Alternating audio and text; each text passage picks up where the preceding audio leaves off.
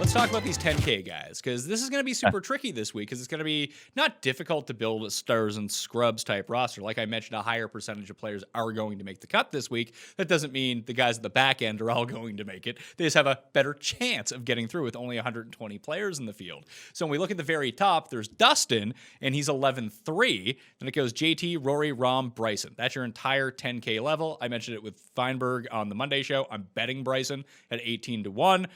I like Bryson a lot. I'm going to be using Bryson. I think that he's going to win this week. If I think that he's going to win this week, then I'm going to be using him in my DraftKings lineups. I think that just makes a lot of intuitive sense. Now, he hasn't played here 5 times. He's only played here 3 times, but he's gotten better every single year that he's been here. He's been great with the irons, great around the greens, has not putted overly well, but I'm not really concerned. I mean, it's hard to predict putting anyway, but I'm not really concerned about Bryson and the putter. He tends to putt well on a pretty regular basis.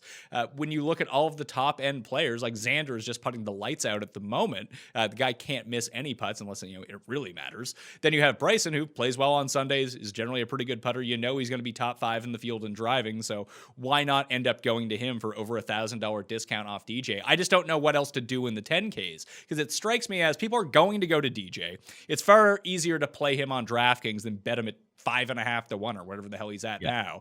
And then Rom seems super cheap versus the other 2 guys, which leads me to believe that Thomas and Rory are going to go under-owned here. I was going to say, Pat, this range with this field, I just want to see where ownership stuff shakes out, because it's really hard to talk anybody out of anybody, in this range, because they're all playing pretty good. They're all studs. They all check all the stat boxes in the profile for what you would say plays well at Riv.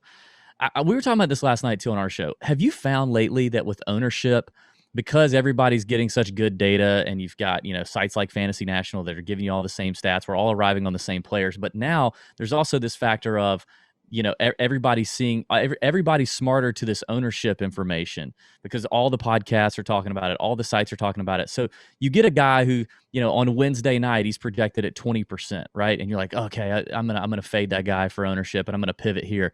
And then lineup lock on Thursday, and the dude's like 12%, because everybody's done that. Are you finding that it's getting even harder now, like to kind of nail that down? Are you seeing players like that week to week? Yeah, I think that happens every single week, that everyone kind of, not necessarily group thinks, but like you said, everyone's using a lot of the same data. They're coming to the same conclusions, because intuitively you look at the data like, oh, that guy really stands out.